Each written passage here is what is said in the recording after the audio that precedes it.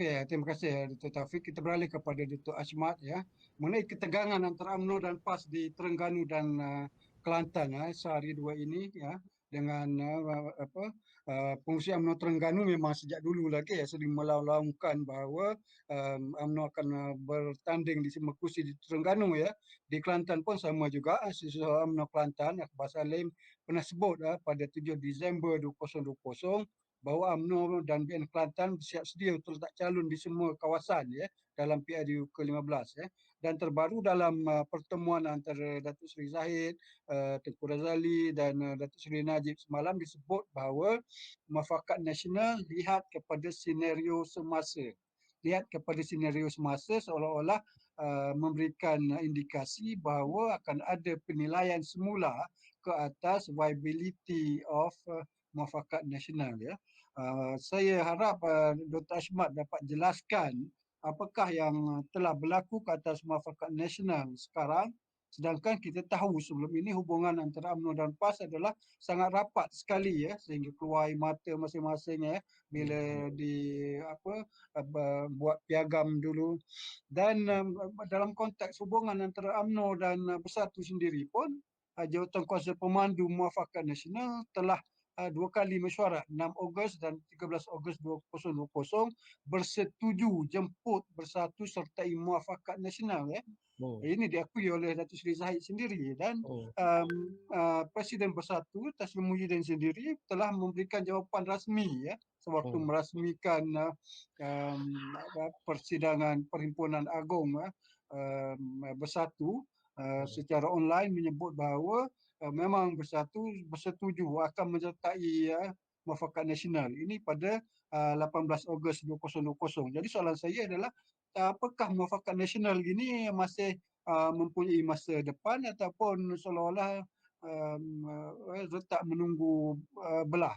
Silakan Dr. Ashmat. Kalau mengikut kepada situasi semasa apa yang berlaku di Terengganu contohnya dan juga mungkin juga berlaku di Kelantan ya, kedua-dua badan perhubungan UMNO negeri sudah pun mengeluarkan kenyataan yang jelas bahawa mereka akan meletakkan calon di kursi masing-masing ya. Dan kalau tengok negeri-negeri lain pun contohnya kalau macam Perak pun ada kenyataan daripada pengerusi perhubungan UMNO sendiri yang menyatakan mereka juga seiring dengan apa keputusan yang telah dikeluarkan oleh MKT ya berkaitan tentang tiadanya kerjasama antara UMNO dan Bersatu pada PRU 15 ya. Tetapi itulah saya sebenarnya suka melihat kepada pendekatan yang diambil oleh Timbalan Presiden UMNO sendiri ya, Datuk Muhammad Hassan ya. Beliau menyatakan bahawa ayatnya simple, dia kata bincang elok-elok kan, jangan terlampau dipandu oleh emosi ya.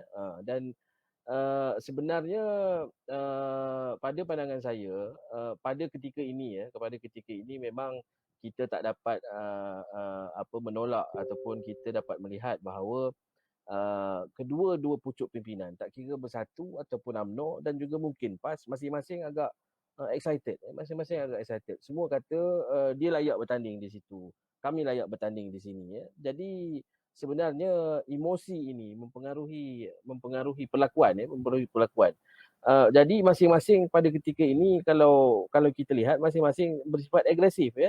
Nyatakan kursi ni dia punya, kursi ni si Fulan ni punya, kursi ni si Fulan ni punya, kami berhak bertanding di sini. Tetapi perkara ini sebenarnya kalau tidak ditangani secara bijak, ia akan memberikan kesan kepada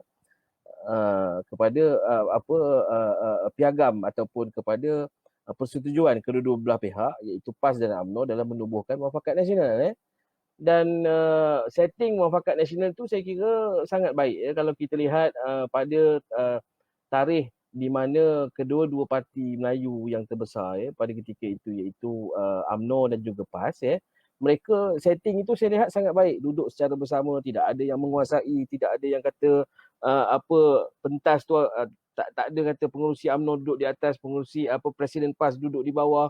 Jadi benda-benda itulah sebenarnya yang boleh menyumbang kepada kepada kuatnya kerjasama antara kedua-dua parti ini, dan kemudiannya Presiden UMNO dan juga Presiden PAS menjemput Tan Sri Muhyiddin untuk turut bersama dalam Muafakat Nasional. Tetapi yang menghairankan saya, jemputan itu dilakukan, tetapi selepas itu UMNO menolak kerjasama dengan PPBM, kan? Jadi Kenapa? Itu masalah dia.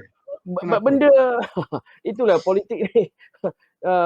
Politik ini tidak ada lawan yang kekal, tidak ada sahabat yang kekal, kan? Jadi saya pun kalau sebelum ini beria menjemput Tan Sri Muhyiddin datang join Muafakat Nasional, lepas tu umum pula tak nak bekerjasama. Jadi